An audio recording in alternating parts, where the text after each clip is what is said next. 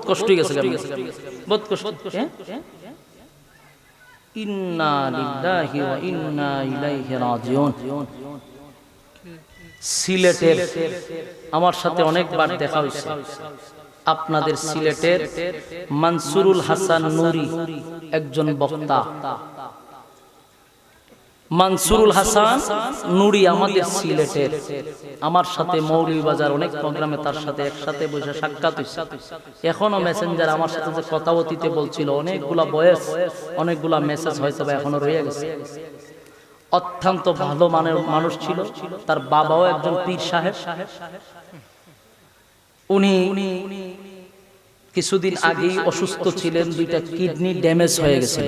যুদ্ধ হইল 6 বছর পরে হঠাৎ করে আল্লাহর পয়গম্বর একদিন ঘুমের মধ্যে স্বপ্ন দেখে, ঘুমের ঘরে রাসূল স্বপ্নে দেখে সাহাবায়ে কেরামদেরকে লইয়া মক্কায় গেলেন হজ করার জন্য। হজ করার জন্য মক্কায় গেলেন, নিরাপদে হজ করলেন, উমরা করলেন, আবার মক্কা থেকে নিরাপদে মদিনায় আসছে। বলুন বাস্তবে না স্বপ্নে? স্বপ্ন দেখার পরে ঘুম থেকে জাগ্রত হইয়া সাহাবায়ে কেরামদেরকে লইয়া রাসূল বলতে লাগলেন, সাহাবীরা রে, আমি স্বপ্নে আজকে দেখছি তোমাদেরকে লইয়া মক্কায় গেছি, হজ করছি নিরাপদে, উমরা করছি নিরাপদে, আবার নিরাপদে মদিনায় আসছি। সাহাবীরা বলেন, হাবিব,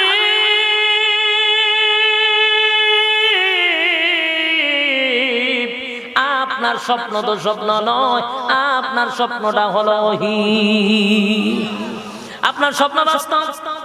আমরা আপনার স্বপ্ন শুনিয়া আমরা এখন উদ্দেশ্য নিছি আপনার সঙ্গে আমরা মক্কায় যাব। কোথায় যাব? মক্কায় যাব কি করার জন্য? হজ করার জন্য। হ্যাঁ, কথা বুঝতেছেন? বিসমিল্লাহির রহমানির রহিম। সাউন্ড ঠিক আছে? ইন্না ফাতাহনা লাকা ফাতহাম মুবিনা ليغفر لك الله ما تقدم من ذنبك وما تأخر ويتم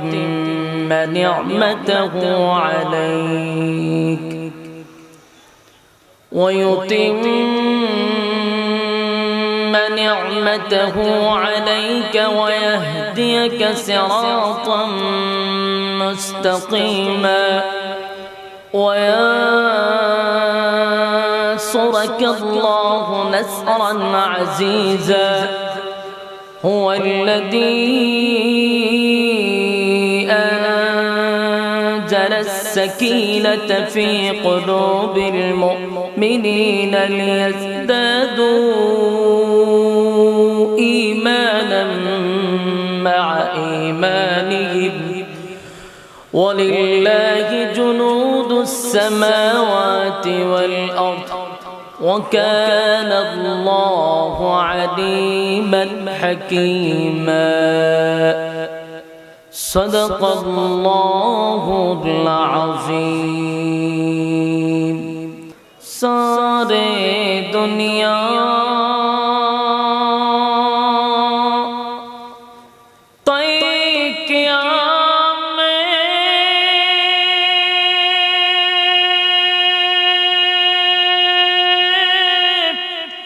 मिसल दो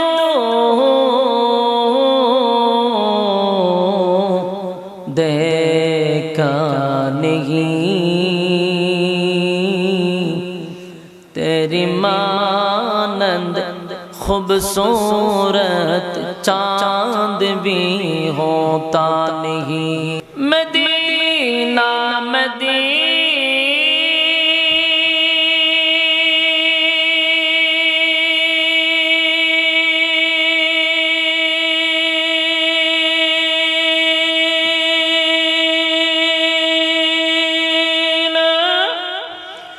मदीना मदीना मदीना मुमिनों की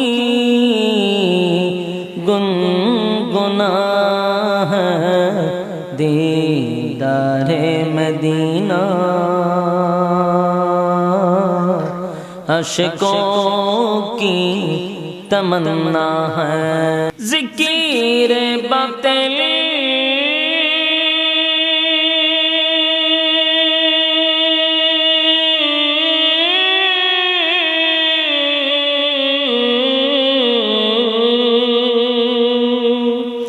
को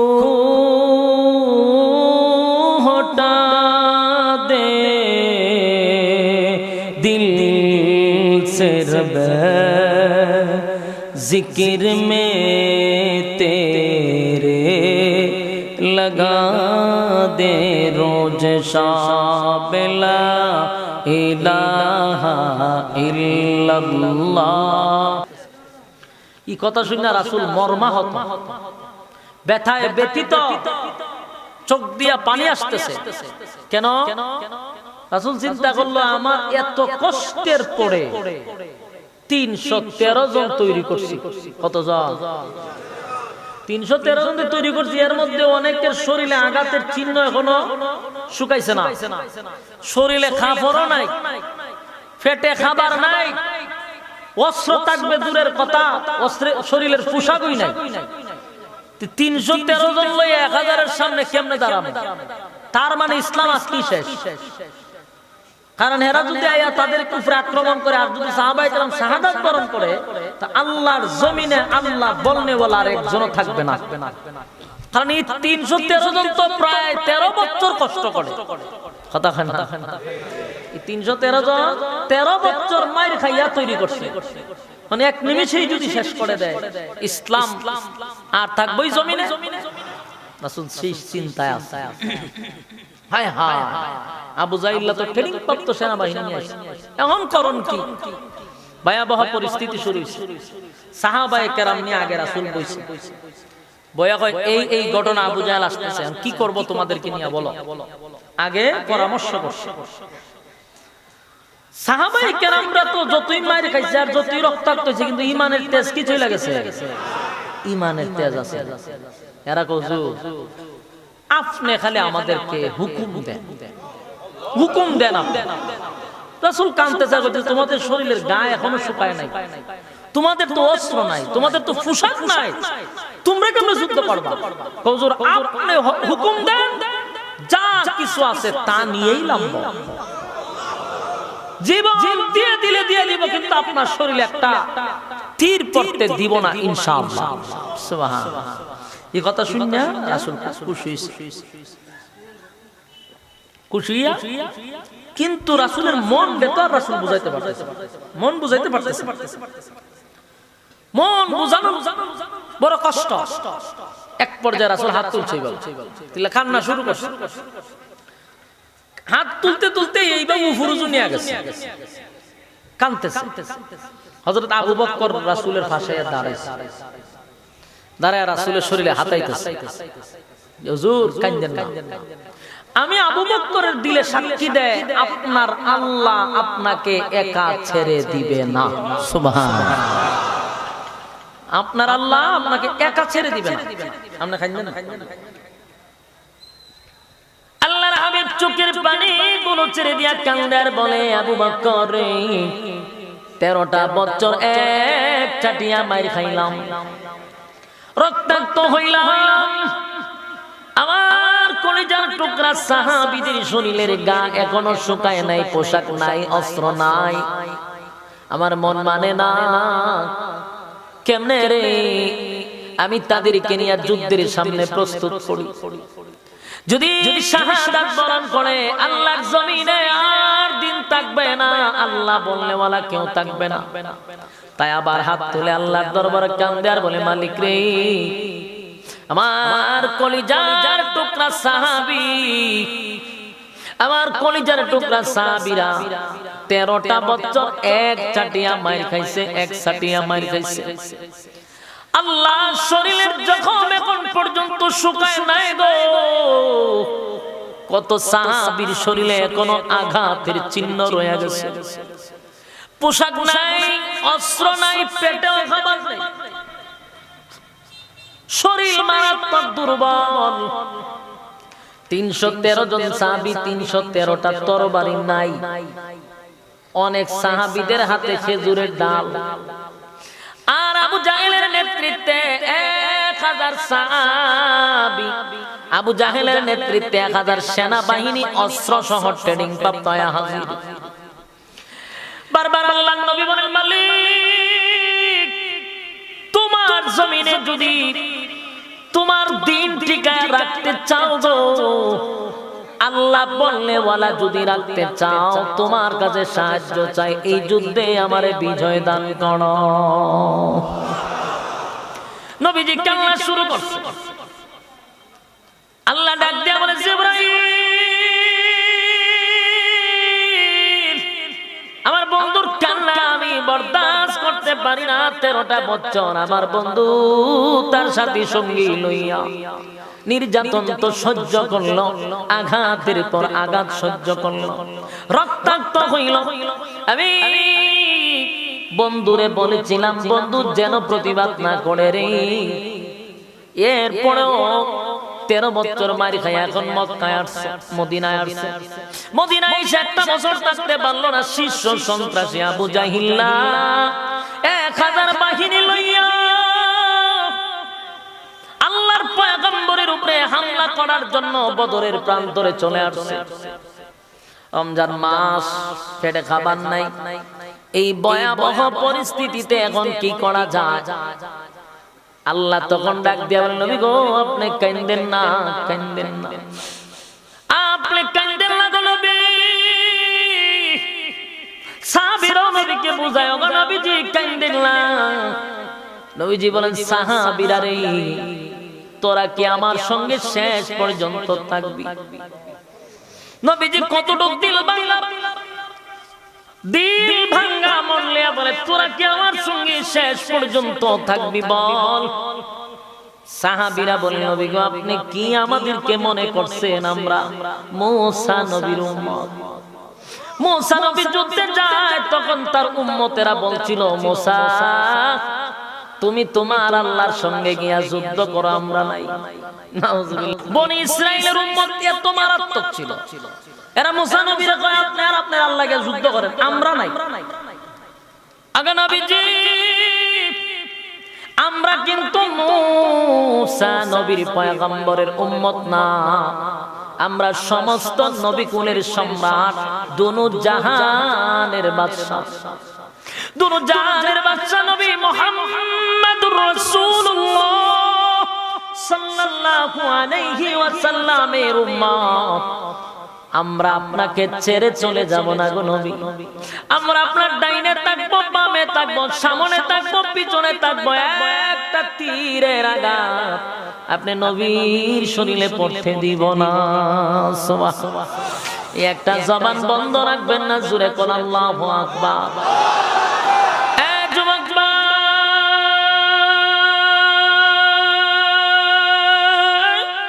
আল্লাহ ডাক দিয়ে বলে, হাবিব মন ঘাবড়াইয়েন না, আপনি মন ছোট কইরেন না, আপনি যুদ্ধের ময়দানে যান, আমি আল্লাহ অর্ডার দিলাম।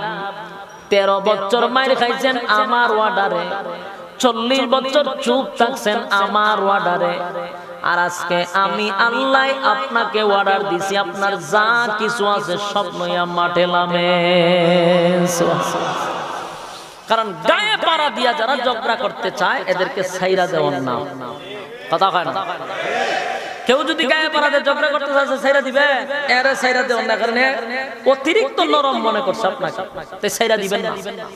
এবার আল্লাহ কয় মাথার ফাগড়ি খুলেন, মাজায় বাঁধেন। কোথায় বাঁধতে হবে? সব সময় কি ফাগড়ি খালি মাথাত রাখো? ওই কথা বল না, দেখ সব সময় ফাগড়ি মাথা না, মাঝে মধ্যে কোমর, মাঝে মধ্যে কোমর বন্ধ। যদি মাথার পাগড়ি মাথায় থাকে দেখবেন আপনারা বেশি মূল্যায়ন করে না, হুজুর মনে করে একটার পর একটা অপবাদ আপনার উপরে দেওয়া হয়, তখন মাথার পাগড়ি মাথায় বাঁধবেন, ইচ্ছামতে কুবা শামসুর মতো কুবাইবেন। কতক্ষণ ঠিক নেই? ইসলামে শুধু খালি মায়ের খাওয়ার কথা বলা হয় না, মায়ের দেওয়ার কথা হয়েছে। 13 বছর মায়ের খাইছে, 10 বছর শামসুর মতো কুবাইছে, ঠিক না বেটি? হ্যাঁ, ইতিহাস পড়লে দেখবেন 27টা যুদ্ধে রাসূল নিজে সেনাপতি ছিল। আমরা তসবির মধ্যে ইসলাম লিখছি, সুবহানাল্লাহ সুবহানাল্লাহ সুবহানাল্লাহ সুবহানাল্লাহ সুবহানাল্লাহ সুবহানাল্লাহ, এটা নাম হচ্ছে ইসলাম। ইসলাম এত সুবহান, ইসলাম সুবহানাল্লাহর মধ্যেও না, ইসলাম বিরানির মধ্যেও না, ইসলাম নাচানাচির মধ্যেও না, ইসলাম গাওয়াগাওয়ির মধ্যেও না। ইসলাম খালি মাথায় পাগড়ি না, মাঝে মধ্যে সাইজ করাও ইসলাম। ফিরাগি দিয়ে আমরা ইসলাম শুরু করছি, অত ফিরাগি আবার ইসলামে নাই। অনেকের মনে আঘাত লাগতে পারে, আবারও বলছি, পীর বিরোধী আমরা নয়। আল্লাহর ওলিরা জমিনে আইসা ইসলাম প্রচার করে গেছে। বাংলাদেশে কোন নবী রাসূল আসে নাই, এদেশে পীরদের মাধ্যমে ইসলাম প্রচার হইছে। অস্বীকার করলে ঈমান থাকবে না, কারণ আমরা অস্বীকার করব না, কারণ এদেশে পীর মাশায়েখরা না আসলে ইসলাম প্রচার হতো না। ফিররা তো সঠিক, কিন্তু ফিররে বাংলায় খাইতেছ আমরা, বাস্তব না বাস্তব? যুবক ভাই, কিন্তু মূলত আমাদের উদ্দেশ্য থাকতে হবে ইসলাম প্রচার। কি কথা হয় না? ওলিরাও ইসলাম প্রচার করছে, আমরাও ইসলাম প্রচার করব, কিন্তু শরীয়তের ভিতরে। কথা হয় না? রাসূলের সুন্নাহ, আল্লাহর হুকুম, দুটোটার সমন্বয়ে ইসলাম প্রচার করতে হবে। ব্যক্তিগত মন গড়া করা যাবে না। যারে পীর মানবো, যারে উস্তাদ মানবো, তার যোগ্যতা থাকতে হবে। যদি যোগ্যতা নাই, তার কাছে যাব না, কারণ সে তো নিজেই গুমরা, আমারও গুমরা বানাবে। আমি যখন কোন পীর দরবার দেখবো কোন মাদ্রাসায় সে পড়ায়, যদি শিক্ষিত হয়, পড়ানোর যোগ্যতা থাকে, আমি তার কাছে মুরিদ হব, আপনারাও হবেন, এতে কোনো অসুবিধা নাই। হ্যাঁ, কোনো অসুবিধা আছে? কোনো অসুবিধা নাই। আবারও বলছি, আপনারা মুরিদ হন, কিন্তু উস্তাদ, যোগ্যতাশীল একজন উস্তাদ দরকার আছে না নাই? কথা হন না আমার যুবক ভাইরা? আল্লাহর হাবিব সাহাবায়ে কেরাম নবীর জন্য কত পাগল ছিল। সাহাবীরা বলে, নবী গো, রক্ত দিব, সামনে দাঁড়াবো, পিছনে দাঁড়াবো, ডাইনে দাঁড়াবো, বামে দাঁড়াবো, আপনার শরীরে রক্ত লাগতে দিব না, একটা তীর পড়তে দিব না। আমরা আপনাকে ভালোবাসি, আপনার জন্য জীবন দিতেও প্রস্তুত। সুবহানাল্লাহ। নবীজি কান্দে, আল্লাহ বলেন, নবী গো, কান্দেন না। ইসলাম শুধু তাসবির মধ্যে না, ইসলাম শুধু সুবহানাল্লাহর মধ্যে না, ইসলাম শুধু ফিরাগির মধ্যে না। ফিরাগির মধ্যে সীমাবদ্ধ রাখবেন না। আমার কথা কি বুঝতেছেন? আবারও বলছি, এখান থেকে আপনাদেরকে এত দূর গিয়া বুঝাইছি, ইসলামটা শুধু ফিরাগির মধ্যে শেষ না। যেই রাসূল হাত দিয়া ইতিমের মাথা হাত বুলাইয়া দিছে, রাসূল ইতিমের মুখে খাবার তুলে দিছে, এই রাসূল 27টা যুদ্ধে তরবারি নিয়ে বেঈমানদেরকে কুচি কাটা করছে। এটার নাম ইসলাম। বলুন, কোনটার নাম ইসলাম? খালি তাসবিহ তুলে হেড মাওলা খানার মুরগি খাওয়ান, এটার নাম ইসলাম না। 27টা যুদ্ধে রাসূল তরবারি নিয়ে বেঈমানদেরকে কুচি কাটা করছে, এটার নাম ইসলাম। 13 বছর মার খাইছে, পরের যে মদিনায় গেছে, এরপর আর মার নাই, খালি মার দিছে। সুবহানাল্লাহ। আল্লাহ বলেন, হাবিব, মাথার পাগড়ি মাজায় বেঁধে মাঠে ময়দানে লামেন, আপনার যা কিছু আছে তা লইয়া মাঠে লামেন, আপনার যা আছে তা লইয়া লামেন। আমি আল্লাহ আপনারে ওয়াদা দিলাম গো নবী, আমি আপনারে ওয়াদা দিলাম, আমি আল্লাহ আপনাকে আসমানি ভাবে সাহায্য করব। সুবহান, সাহায্য করব। কিন্তু রাসূল কয় না, বলুন আপনি আমারে কি দিবেন, কেমনে সাহায্য করবেন বলুন।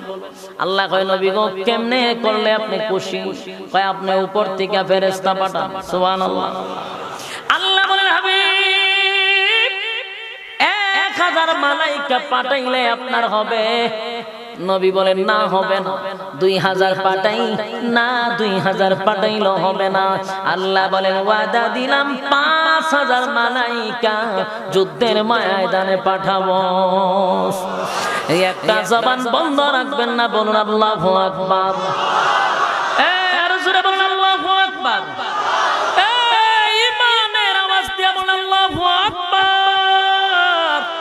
আসমান থেকে মালাইকা পাঠাইছে, আসমান থেকে মালাইকা পাঠাইছে, যুদ্ধ শুরু হয়ে গেছে। আবু জাহেল অহংকারটা লইয়া মক্কা থেকে মদিনায় আসছে।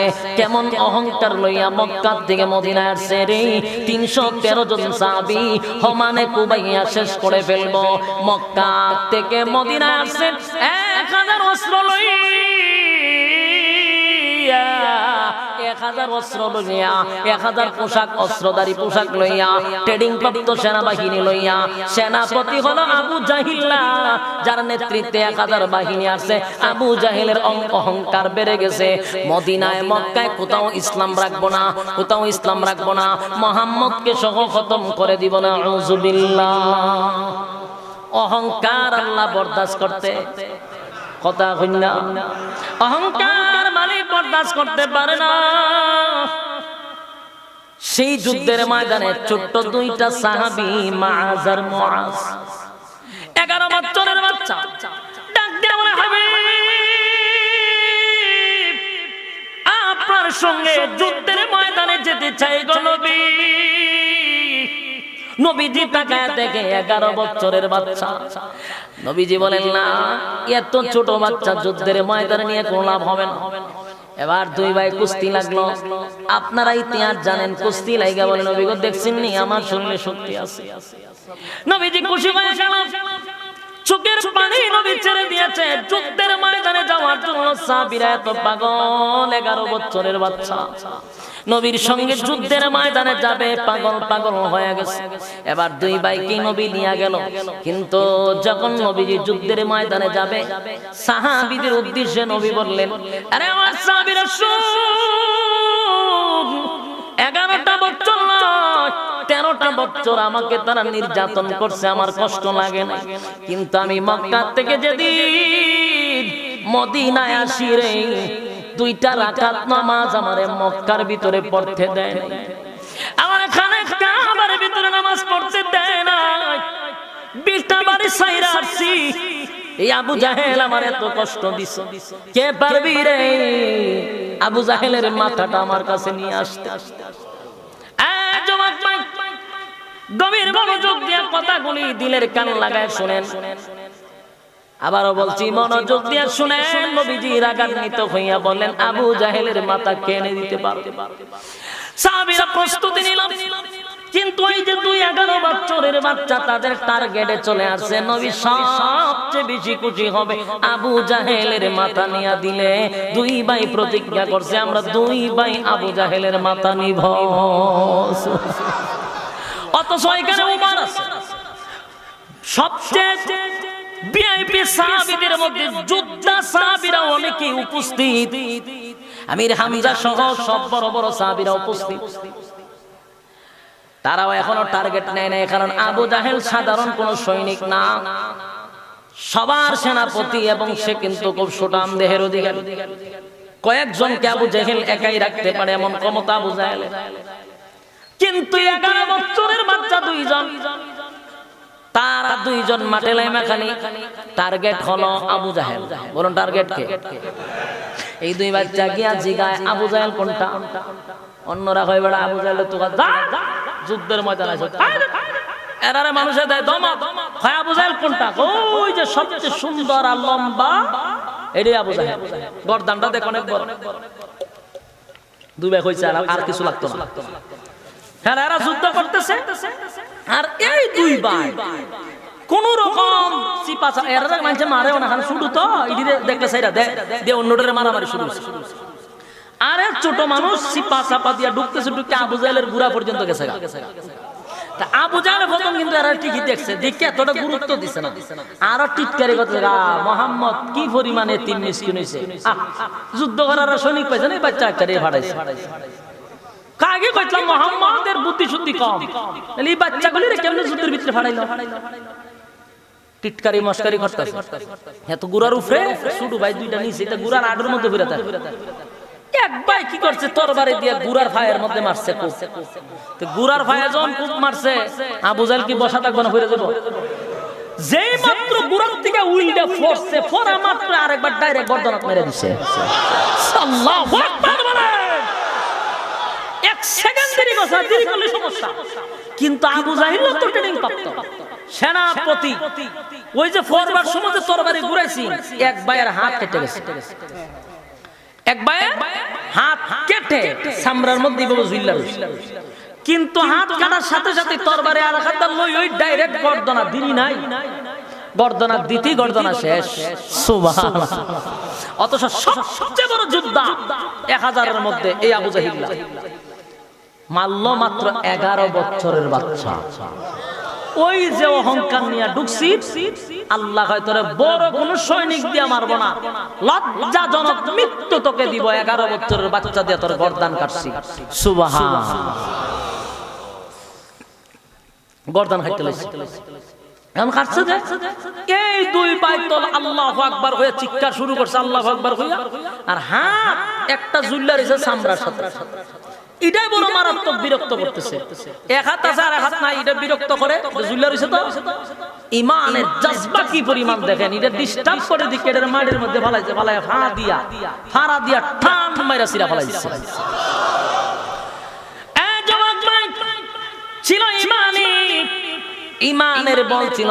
11 বছরের বাচ্চা মুআজ আর মুআজ, দুইটা ভাই আবু জাহিলকে নজরে রাখা সর্বপ্রথম আবু জাহেলের গর্দানকে উড়াইয়া দিল। কিন্তু মানল তো এক ভাই। এবার দোনো ভাই দৌড়ায়া রাসূলের সামনে গিয়া কইল, নবী গো, আবু জাহেলকে আমরা খতম করেছি। নবীও ভাবিছে কি তাকো, এটা কি হাসাও? আমরা মারছি তো ভাই। হ্যাঁ হুজুর, এ মারে না, আমি মারছি। মুআজ আমি মারছি, মুআজ আমি মারছি, দুইজন লাগছে ঝগড়া। এর মধ্যে রাসূল দুইজনের তরবারি হাতে নিয়ে দেয়, একটার মধ্যে গুরার রক্ত আর একটার মধ্যে আবু জাহিলের রক্ত। রাসূল বুঝছে হেতে মারছে আবু জাহিলের, এতে গুরারে মারছে। কিন্তু এই মুহূর্তে জিবরাইল আয়া হাজির। সুবহানাল্লাহ। জিবরাইল বলে, সাবধান, আপনি বলতে যায়েন না যে গুরার রক্ত আর মানুষের রক্ত, বলবেন দুটোটাতেই আবু জাহিলের রক্ত এবং দুজনই মারছে। সুবহানাল্লাহ। রাসূল ঘোষণা দিলেন, তোমরা দুই ভাই মারছো, দুনো ভাই মারছো, তবে একজন গনিমতের মাল পাইবা, আরেকজনে পাইবা না। রাসূলের এই কথার উদ্দেশ্য হলো একজন শাহাদাত বরণ করবে। কথা বুঝতেছেন? আমার দুই ভাই বাস পাখির মতো লাফাইয়া যুদ্ধের ময়দানে চলে গেল। 1000 সৈন্য বাহিনীর সঙ্গে 313 জন যুদ্ধ শুরু হয়ে গেল। আমার যুবক ভাইরা, 313 জনের হাতে কিন্তু 313টা তরবারি নাই, অনেকের হাতে খেজুরের ডাল। কিন্তু 1000 অস্ত্র বাহিনী লইয়া আবু জাহেলের নেতৃত্বে যারা আছে, তারা যখন যুদ্ধের ময়দানে ঢুকে এক একজন চিৎকার দিয়ে যুদ্ধের ময়দান থেকে বাহির হয়ে যায়। সুবহানাল্লাহ। এক একটা চিৎকার দেয়, দিয়াই দৌড়তে দৌড়তে পালাইতে থাকে। একজনে জিগায়, ঘটনা কি? মাত্র 313 জন, আমরা 1000, ঘটনা কি? দুইকা চিৎকার মারো কেন? বলে, আশ্চর্য হয়ে গেলাম, যুদ্ধের ময়দানে ঢুকছি তরবারি লইয়া, সাহাবীরা তাকায় দেখি তরবারি আকাশে উঠায় একটা, কিন্তু উপর থেকে লামে 70টা। সুবহানাল্লাহ। এই একটা জবান বন্ধ রাখবেন না, জোরে করুন আল্লাহু আকবার। আকাশের দিকে উঠায় একটা, কিন্তু উপর থেকে পরে 70টা, উপর থেকে পরে 70টা। এই ভয়াবহ পরিস্থিতি দেখে বেঈমানরা পাগল হয়ে গেছে। আর সাহাবীদের হাতে আল্লাহ এমন একটা জজবা দিল, তারা এইভাবে কুবানি শুরু করছে, কসুর মতো খাইটা বানাইছে, হামানে সেদানি শুরু করছে। সুবহানাল্লাহ। 1000 অস্ত্র বাহিনীকে জাগাত একেবারে সাইজ করে ফলায়া দিছে। একজনও যেতে পারে নাই। কিছু কয়েকটারে জাহান্নামে পৌঁছাইছে, আর কিছুরে বন্দী করে রাখছে। সুবহানাল্লাহ। আমার জবাব লম্বা ঘটনা, তাই সংক্ষেপ করার জন্য বদরের যুদ্ধ থেকে আমি চলে গেলাম, কারণ এই যুদ্ধের ইতিহাস কইতে গেলে আজকে 1-1.5 ঘন্টা দরকার। আমি শুধু বুঝাইতে চাই সূরাটা কেন নাযিল হইল। বদরের যুদ্ধে সাহাবায়ে কেরাম বিজয় দান করছে আল্লাহ, সাহাবীদেরকে বিজয়ী ঘোষণা করছে। 313 জন সাহাবী 1000 বেঈমানকে কুচি কাটা করছে। সুবহানাল্লাহ। ইসলামের সবচেয়ে বড় শত্রু আবু জাহিলকে 11 বছরের বাচ্চা কুবায়া মারছে। সুবহানাল্লাহ। গর্দান আলাদা করছে। আমার জবাব ভাই, এইভাবে একটা দুইটা যুদ্ধ নয়, একটা দুইটা যুদ্ধ নয়, প্রায় কয়েকশো, প্রায় 27টা 28টা যুদ্ধ 6 বছরের ভিতরে হয়েছে। কয় বছর? 6 বছরের ভিতরে অসংখ্য অসংখ্য অগণিত যুদ্ধ হয়েছে। প্রায় 27টা যুদ্ধে রাসূল সেনাপতি ছিল, বাকিরা সাহাবায়ে কেরামদেরকে বানায় দিয়েছে। 6 বছর পর্যন্ত টানা যুদ্ধ হলো রে। যুদ্ধের প্রান্তে একটা যুদ্ধেও বেঈমানরা বিজয় হতে পারে নাই। বলুন তো দেখি, সাহাবীরা কি অস্ত্রের বলে জিতছে না ইমানের বলে? ইমানের বলে। বেঈমানদের অস্ত্রের বল ছিল, কিন্তু সাহাবীদের ইমানই বল ছিল। তাই হাজার হাজার বাহিনী লইয়া ঢোকে, এক একটারে হুতায়া বিছনার সাথে শোয়াত হয়। সুবহানাল্লাহ। এইভাবে 6 বছর যুদ্ধ হইল। 6 বছর পরে হঠাৎ করে আল্লাহর পয়গম্বর একদিন ঘুমের মধ্যে স্বপ্ন দেখে। ঘুমের ঘরে রাসূল স্বপ্নে দেখে সাহাবায়ে কেরামদেরকে লইয়া মক্কায় গেলেন হজ করার জন্য। হজ করার জন্য মক্কায় গেলেন, নিরাপদে হজ করলেন, উমরা করলেন, আবার মক্কা থেকে নিরাপদে মদিনায় আসছে। বলুন বাস্তবে না স্বপ্নে? স্বপ্ন দেখার পরে ঘুম থেকে জাগ্রত হইয়া সাহাবায়ে কেরামদেরকে লইয়া রাসূল বলতে লাগলেন, সাহাবীরা রে, আমি স্বপ্নে আজকে দেখছি তোমাদেরকে লইয়া মক্কায় গেছি, হজ করছি নিরাপদে, উমরা করছি নিরাপদে, আবার নিরাপদে মদিনায় আসছি। সাহাবীরা বলেন, হাবিব,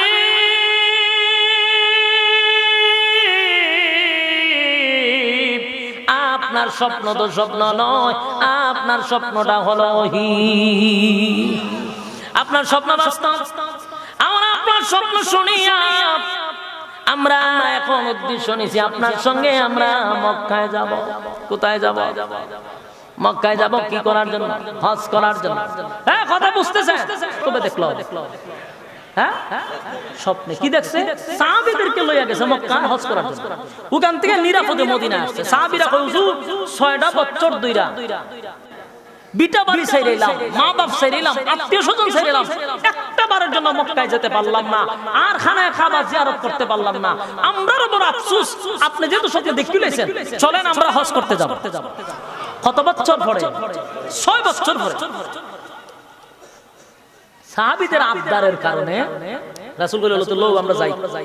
প্রায় 1400 সাহাবী, 1400 সাহাবী মক্কায় যাওয়ার জন্য প্রস্তুত নিছে। বেড়া বকরি যা তা আছে সব লইয়া গেছে মক্কায় হজ করার জন্য। মক্কায় গেছে 500 কিলোমিটার দৌড়াইয়া গিয়া মক্কা থেকে 19 কিলোমিটার দূরে একটা জায়গার নাম হলো হুদাইবিয়া। সেখানে রাসূল তাঁবু টাঙাইছে, অবস্থান করছে। কিন্তু এই গোয়েন্দা বাহিনী খবর পৌঁছাইছে মক্কায় আবু সুফিয়ানের কাছে যে আব্দুল্লাহ পুত্র মুহাম্মদ মক্কা দখল করার জন্য সে যুদ্ধের জন্য প্রস্তুতি নিছে, তার বাহিনী নিয়ে হুদাইবিয়া পর্যন্ত এসে পড়ছে। নাউজুবিল্লাহ। বলুন, রাসূল কি যুদ্ধ করতে আসছে না হজ করতে আসছে? কিন্তু গোয়েন্দা কি জানাইলো? মক্কা দখল করতে আসছে। এখন আর রাসূলকে মক্কায় ঢুকতে দেয় না। এবার আল্লাহর হাবিব একজন দূত পাঠাইলেন, হযরত উসমান রাদিয়াল্লাহু তাআলা আনহুকে পাঠাইলেন মক্কার ভিতরে। উসমানের সঙ্গে তাদের ভালো সম্পর্ক ব্যবসা বাণিজ্যের কারণে। উসমান গিয়া বলেন, এ মক্কার লিডাররা শুনো, আমরা কিন্তু যুদ্ধ করতে আসি নাই, আসছি হজ উমরা করার জন্য। আমাদেরকে হজ করতে দাও, আমরা নিরাপদে মদিনায় চলে যাব। মক্কার মানুষ হযরত উসমানকে তারা বন্দী করে ফেলল। 3 দিন হয়ে গেল রে, হুদাইবিয়ার মধ্যে হযরত উসমান নাই। খবর হয়ে গেল হাবিবে কিবরিয়ার কাছে পৌঁছে গেছে, নবী গো, আপনার উসমানকে তারা হত্যা করছে। নাউজুবিল্লাহ। কি করছে? আল্লাহ, যাওই গেছে গেছে, আবার যেটি বুঝের সিটিতে মুর্দা। কি করছে? আপনারা সামনে ওয়াজ করেন থেকে ময়মনসিংহ এর মানুষের ওয়াজ করেন আরো মজা। ময়মনসিংহ এর থেকে খারাপ। হ্যাঁ, বলুন কি করছে? বন্দী করছে, কিন্তু খবর আসছে নবী গো, আপনার উসমানকে তারা হত্যা করছে। যেই কালী গজে হত্যা করছে, নবীর চেহারা রং পরিবর্তন হয়ে গেছে। চেহারা রং পরিবর্তন হয়ে গেছে। শরীরের রং পরিবর্তন হয়ে গেছে, মেজাজ গরম হয়ে গেছে, সাথে সাথে রাসূল লাফ দিয়ে দাঁড়ায় গেছে।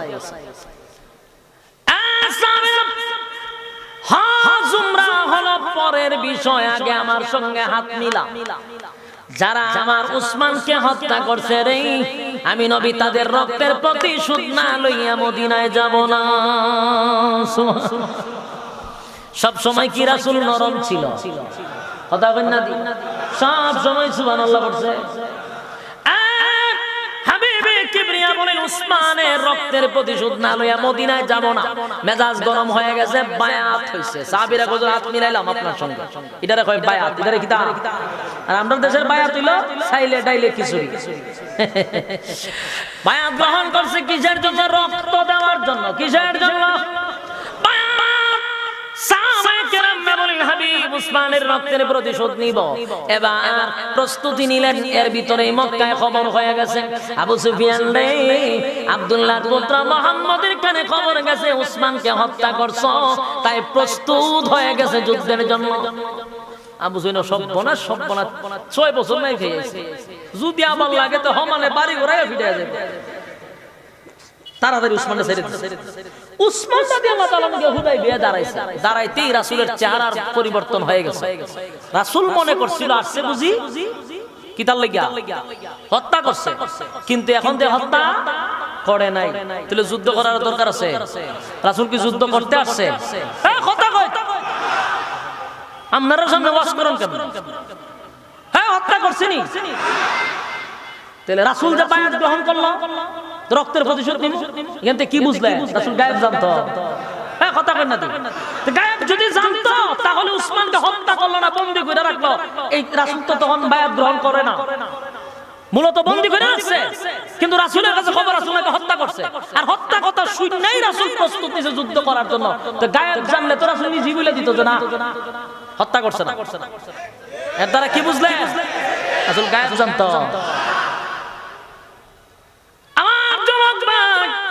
কথাগুলি শেষ, আপনার কাছে ওয়াজ করে কিন্তু আমার মজা লাগতেছে। সারা দেশ ওয়াজ করি, এমন মুসল্লি লইয়া ওয়াজ করলে বক্তার লাডি আতলন লাগবে, ভিড়ে ফেললে গুসা না উঠলো গুসা উঠলো। হ্যাঁ, আপনারা গুতা দিলে কথা কোন 3 দিন পরে দিয়ে আপনারা হাসি দেন, কেত কুতানি দিলে। হ্যাঁ, এরকম সমস্যা তো মারাত্মক।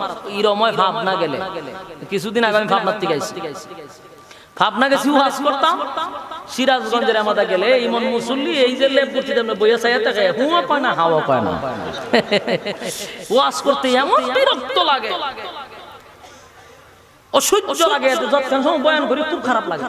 তা এটা তো হবিগঞ্জের আর সুনামগঞ্জ আর মৌলভীবাজার আর এগুলো তো এক বিভাগের মানুষ। আমরা আপনারা যদি খাসলত থাকে, তা আমি আবার ভাবনার মানুষের দোষারোপ করে তো লাভ নাই। এই দোষ দিয়ে আমার গোষ্ঠীর মধ্যে আছে। এলে একটা আওয়াজ দেন, একটা আওয়াজ দেন, বলুন রাসূল গায়েব জানতো। এই আকীদা সঠিক করতে হবে। রাসূল যদি গায়েব জানতো, তাহলে উসমানের হত্যার কথা শুনেই রাসূল প্রতিশোধ নেওয়ার জন্য পাগল হয়ে যেত না। যাই হোক, মক্কা থেকে তখন বড় বড় লিডাররা রাসূলের সামনে আয়া হয়, ঘটনা কি? আমরা হলো যুদ্ধ করবে? শোনো, আমরা যুদ্ধ করার জন্য আসি নাই, আমরা যে হজ করতাম, মক্কার বর্ডার খুলে দাও, আমরা মক্কায় যাব, তোমরা সাথে যুদ্ধ না, কিচ্ছু না, হজ করে আমরা চলে যাব। যদি যুদ্ধ করেন তো শোনো, 13 বছর মারছো, প্রতিশোধ নেওয়ার জন্য আসি নাই, আল্লাহর ঘর খানায় কাবা জিয়ারত করতে আসছি। এর ফর নিষ্ঠুর মক্কার মানুষ কয় হবে না, হবে না। বদরের যুদ্ধে অনেক মায়ের মারছে আমাদের বাপসা ছাড়ারে, প্রতিশোধ আছে ভিতরে। আমরা মক্কায় ঢুকতে পারবা না, আর যদি ঢুকতে চাও চুক্তির মাধ্যমে। কিসের মাধ্যমে? চুক্তির মাধ্যমে ঢুকতে হবে। রাসূল কয় চুক্তিতে রাজি। চুক্তি হইল 10 বছরের চুক্তিনামা। কয় বছরের? কাগজ দিয়েছে 10 বছরের চুক্তিনামা। 10টা বছরের চুক্তিনামার মধ্যে আমরা যে যে চুক্তি দিব, এই চুক্তি মানলে হজ করতে পারবে। রাসূল কয় আমি রাজি। কয় 1 নাম্বার হলো এই বছর হজ করতে পারবেন না। চিন্তা করেন কত খারাপের করে খারাপ। হয় এই বছর হজ করতে না, ইহরাম খুলে লাভ, খুলেন খুলেন কোনো কাম হইতো না। চিন্তা করেন 1400 সাহাবীর মধ্যে উমর কিন্তু আছে। শয়তান উমররে দেখলে ডরায়। উমরে তরবারি বাইর করে আর ডোগায় হুজুর অনুমতি দিন। এই জায়গার মধ্যে আর এই বছর হজ করতে পারতেন না। আগামী বছর আপনারা আয়েশা এই হজের কাজা করবেন। রাসূল কয় আমি রাজি। সাহাবায়ে কেরাম সাহেব মা এটা কি কও, আপনি রাজি হইলে কেমনে হইব? এটা তো অসম্মানজনক। আমরা হুদায়বিয়ার দ্বার প্রান্তে আসি, যুদ্ধ করতে আসি নাই, আমাদেরকে ফিরাইয়া দিতেছে আমরা চলে যাওয়ার জন্য, আপনি কি মানতেছেন? রাসূল কয় আমি মানছি। রাসূল মানলে সাহাবীদের কোনো কিছু করার আছে? সাউন্ড নাই, ঠিক আছে মানব। দুই নাম্বার চুক্তি হলো মক্কা থেকে কোন মানুষ যদি মদিনায় যায়, মদিনার মানুষ তাকে আবার মক্কায় ফিরাইয়া দিতে বাধ্য থাকিবে। রাসূল কয় মানলাম, কিন্তু আপনার মদিনার থেকে কোন মানুষ মক্কায় আসলে আমরা ফিরাইয়া দিতে পারবো না। বলুন এই যে চুক্তিটা কি উভয় পক্ষের না একতরফা? একতরফা এবং অপমানজনক। রাসূল কয় আমি মানলাম, আমি রাজি। কিন্তু ১৪০০ সাহাবীদের মধ্যে কম্পন সৃষ্টি হয়ে গেছে, এমন অপমানজনক চুক্তি রাসূল কেন মেনে নিচ্ছে? এরপরে কয় আরো আছে, বলার কিতা বলার হইল ১০ বছরের ভিতরে আপনারা আমরার মধ্যে কোনো যুদ্ধ চলতে পারবে না, যুদ্ধ বিগ্রহ বন্ধ। রাসূল কয় এটাও মানলাম। সাহাবায়ে কেরাম কয় সর্বনাশ, এইভাবে যদি মানতে দেয় আরো জানি কিতা মানাই। এক পর্যায়ে কয় ঠিক আছে তাহলে কাগজ করেন, স্টাম্প করেন, উভয় পক্ষের দস্তখত লাগবে। তো এর হেরার পক্ষে ৪-৫ জন আর আমাদের পক্ষ থেকে রাসূল। এটা লেখার জন্য দায়িত্ব দিয়েছে হযরত আলীকে। আলী কলম লইয়া লিখতেছে, মক্কার এতজন সর্দারের নাম লিখছে, এরপরে লিখছে আব্দুল্লাহর পুত্র মুহাম্মাদুর রাসূলুল্লাহ। যেই মাত্র রাসূলুল্লাহ লিখছে, এখন এরা এই চুক্তি আমরা মানি না, তোরাই সবকিছু দিলে এখন মানি না। কেন মানুষ না? কাগজের মধ্যে রাসূল শব্দ থাকতে পারবে না। নাউযুবিল্লাহ বাড়ি দিয়া কইেন। যে রাসূল লইয়া আজকে এত বছর ধরে দরবার, রাসূল মানি না দিকে তো তোমরা মদিনা গেছো। রাসূল মানলে তো তোমরা মক্কায় থাকতা। আমরা তোমারে রাসূল মানি না বিদায় এত যুদ্ধ, এত দ্বন্দ্ব। কাগজের মধ্যে যদি রাসূলই লেখা থাকে, তো কাগজে কলমে তোমার রাসূল মানি নিলাম, সুতরাং কাগজেও রাসূল থাকতে পারবে না। কত খারাপ চিন্তা করে। কিন্তু এখন তো আর সাহাবীদের ধৈর্যের সীমা পেরিয়ে গেছে। হযরত ওমর তরবারি বাইর করে হুজুর অনুমতি দেন। আল্লাহ রাসূল কো থামো। হযরত ওমর বলেন হাবিব, তাদের সঙ্গে আমাদের কিসের এত চুক্তি আর কিসের এত কথা?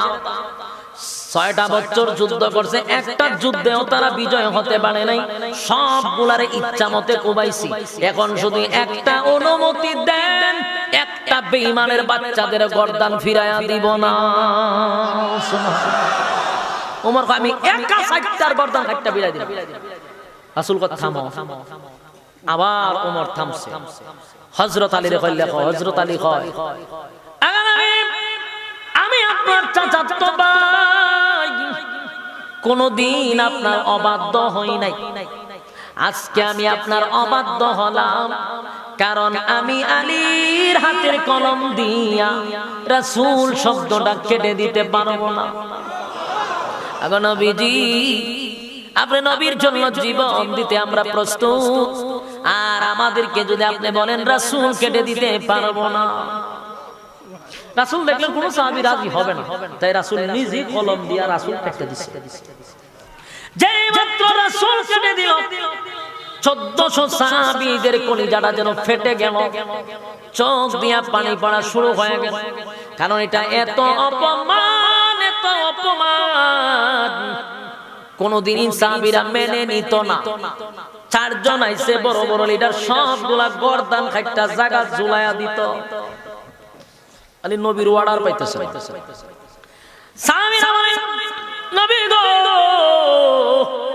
বরদাস্ত করতে পারলাম না, সহ্য করতে পারলাম না যে রাসূল নাম টিকায় রাখার জন্য 13টা বছর মার খাইলাম গো নবী। 6টা বছর যুদ্ধ করে বারবার আল্লাহ আমাদেরকে বিজয় দান করছে রাসূল নাম টিকায় রাখার জন্য। কেমনে গো আমাদের সামনে দাঁড়াইয়া আপনি নবীর শেষের নাম রাসূলুল্লাহ কেটে দিল, বরদাস্ত করতে পারতেছি না। আল্লাহর নবী বলেন ধৈর্য ধারণ করো, আমি সবগুলা মেনে নিলাম, সব চুক্তি মেনে নিল। এবার যখন রাসূল অর্ডার দিল এই বছর আর হজ করলাম না, জবাই করো, যার যার বকরি বেড়ান ছিল সব এখানে জবাই করো, হুদাইবিয়ায় জবাই করো, জবাই করে এখান থেকে আমরা চলে যাব মদিনা। সাহাবীদের মন খুব ভাঙা, কিন্তু সাহস পায় না রাসূলকে কিছু বলতে। কিন্তু উমর তো একটু বড়, উমরের সে দুটে উমর হুজুর আমার কিছু কথা আছে। কি কথা? বলে আর ধৈর্য ধরতে পারছি না, আমার একটা কথা আছে। বলে আমার কথা হইলো আপনি সত্য রাসূল? রাসূল কহ আমরা কি সত্যের পক্ষে আছি?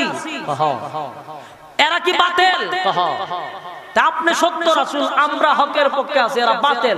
মাঝখানে কিসের এত চুক্তি? মাঝখানে কিসের এত চুক্তি? আর আপনি স্বপ্ন দেখছেন, আমাদেরকে বলছেন মদিনায়, আপনি কি সত্যি স্বপ্ন দেখছেন না ভুল দেখছেন? কথাটা এখন যে কথাটা বলছে এটাকে আগের মতো না একটু ব্যতিক্রম? বিতর্কিত ভঙ্গিমায় হযরত ওমর রাসূলকে বলছেন আপনি কি সত্যি স্বপ্ন দেখছেন? এখন রাসূল দেখছে প্রশ্নের উত্তর ভালো না, প্রশ্নটা ভালো না, ভালো ভঙ্গিমায় করে নাই, তাই রাসূল বিতর্কিত ভঙ্গিমায় বলছে কেন? কতলে আপনি যে স্বপ্নে দেখলেন নিরাপদে মদিনা থেকে মক্কায় হজ করতে আসছি, আবার মক্কা থেকে নিরাপদে মদিনায় গেছে, আপনি স্বপ্নে দেখছেন। তা আমরা যে মক্কার ভিতর ঢুকতে পারলাম না, হজ করুন দূরের কথা, বেজ্জতি হইয়া অপমানিত হইয়া হল মদিনায় যাইতেছি, আপনি দেখলেন কি আর হইল কি? তখন রাসূল বলল উমর আমি স্বপ্ন দেখার পরে তোমারে কি একবারও বলছি যে আমার স্বপ্নটা আজ কি বাস্তবায়ন হবে? এই কথা কি তোমারে বলছি? না। তুমি এমন প্রশ্ন আমারে করলা কেন? আমার স্বপ্ন যে আজ কি বাস্তবায়ন হবে এমন কথা তোমারে বলি নাই। স্বপ্ন তো বাস্তবায়ন পরে হইতে পারে। উমরের কথা তো ঠিক। এখন প্রশ্ন করতে গিয়ে উমর হেরে গেল। কি হইল? প্রশ্ন করতে গিয়ে হেরে গেল, তাই আর সামনের দিকে বাড়াইল না। সাহাবায়ে কেরাম সবাই একত্রিত হইয়া মদিনায় চলে যাইতেছে। মদিনা যায় চোখের পানি ছাড়ে, কলিজার মধ্যে একটা ব্যথা। আমাদেরকে 1400 সাহাবীদেরকে দাঁড় করাইয়া নবীর নামটা কেটে দিল রাসূলুল্লাহ। সইতে পারে না, ব্যথায় ব্যথিত হইয়া সাহাবীদের কলিজা পাটা বেদনা লইয়া মদিনায় যায়। মদিনার দ্বার প্রান্তে যখন চলে গেছে, প্রত্যেকটা সাহাবীদের কলিজাটা যেন ফেটে গেছে। এত কষ্ট লইয়া মদিনার দ্বার প্রান্তে আসছে, যেই মাত্র মদিনায় আসছে রব্বে কারীম জিবরাইল পাঠাইয়া সূরা ফাতিহার আয়াত নাযিল করে জানায়া দেয় মুহাম্মাদুর রাসূলুল্লাহ ওয়াল্লাযীনা মাআহু আশিদ্দাউ আলাল কুফারি রুহামাউ বাইনাহুম তারাহুম রুকআন সুজদা। এই যে সূরা ফাতিহা এর এই আয়াতগুলো নাযিল হয়ে গেল মুহাম্মাদুর রাসূলুল্লাহ। এই আয়াতগুলো কোরআনে ছিল। আল্লাহ ডাক দিয়ে বলেন নবী গো 10 বছরের চুক্তি নামার মধ্যে রাসূলুল্লাহ শব্দ না থাকার কারণে আপনার প্রত্যেকটা সাহাবীদের কলিজার মধ্যে প্রচন্ড ব্যথা। একটাই কথা, কেন রে কাগজ থেকে রাসূলুল্লাহটা বাদ দিয়া দিল? আমি জানতে চাই গো নবী আপনি কি 10 বছরের রাসূল বানাইছি? না, আপনাকে 10 বছরের রাসূল বানাই নাই, কিয়ামত পর্যন্ত রাসূল বানাইছি। সমস্ত নবীদের নবী বানাইছি, ইমামুল মুরসালিন বানাইছি, দু জাহানের বাদশা বানাইছি।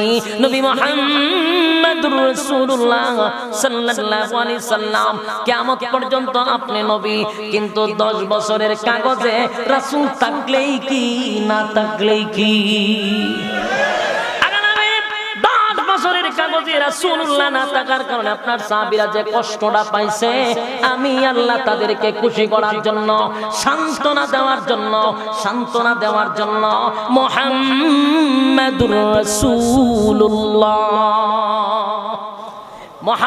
রাসূলুল্লাহ এই আয়াতটা আল্লাহ নাজিল করে জানায় দেন নবী গো, এমন একটা আয়াত মুহাম্মাদুর রাসূলুল্লাহ শব্দটা কোরআনের ভিতরে ঢুকায়া দিলাম। দুনিয়া থাকবে যতদিন, আপনি নবীর নাম থাকবে ততদিন। সুবহানাল্লাহ। 10 বছরের কাগজে রাসূলুল্লাহ থাকলে কি না থাকলে কি, কিন্তু আজকে যেই জায়গায় আমি রাসূলুল্লাহ উঠায়া দিছি, কিয়ামত পর্যন্ত আপনার নাম থাকবে। জোরে কোন সুবহান। সূরা ফাতিহা নাযিল করে আল্লাহ মুহাম্মাদুর রাসূলুল্লাহ ওয়াল্লাযীনা মাআহু আশিদ্দাউ আলাল কুফার, এই আয়াত নাযিল করে সাহাবীদেরকে সান্ত্বনা দিছে। সান্ত্বনা পাইছিনি?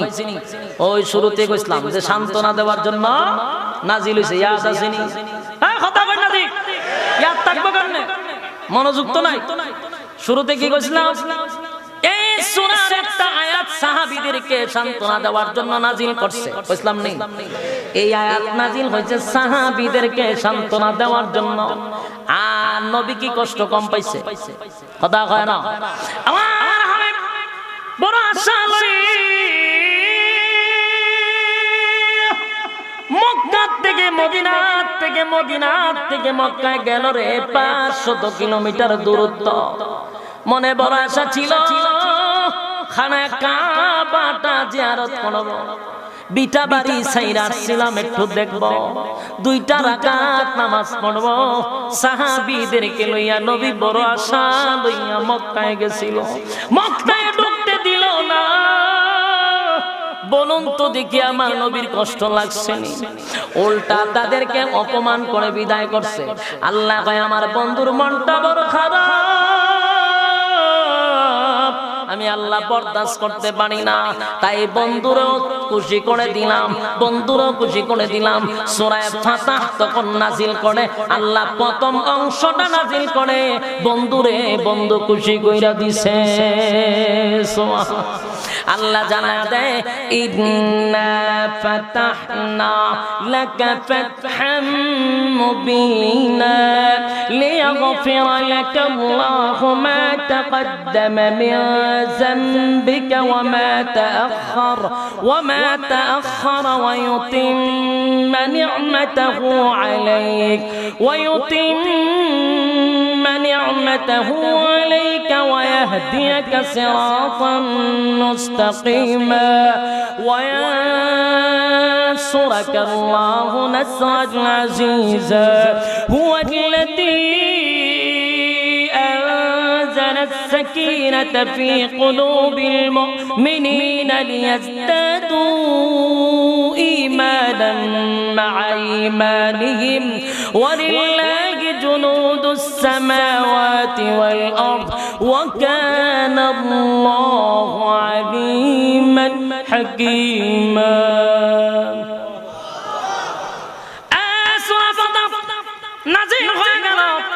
বন্ধুরে বন্ধু খুশি কইরা দিল।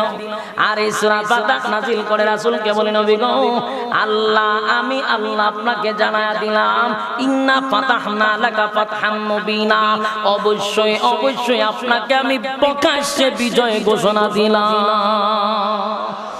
হুদায়বিয়ার সন্ধির কারণে পরবর্তী মক্কা বিজয়ের একমাত্র মেন কারিগরি ছিল এই হুদায়বিয়ার সন্ধি। হুদায়বিয়ার সন্ধির কারণে পরবর্তী মক্কা রাজত্ব নবীর পায়ের নিচে দিয়া দিছে। এই একটা জবান বন্ধ রাখবেন না। আল্লাহু আকবার।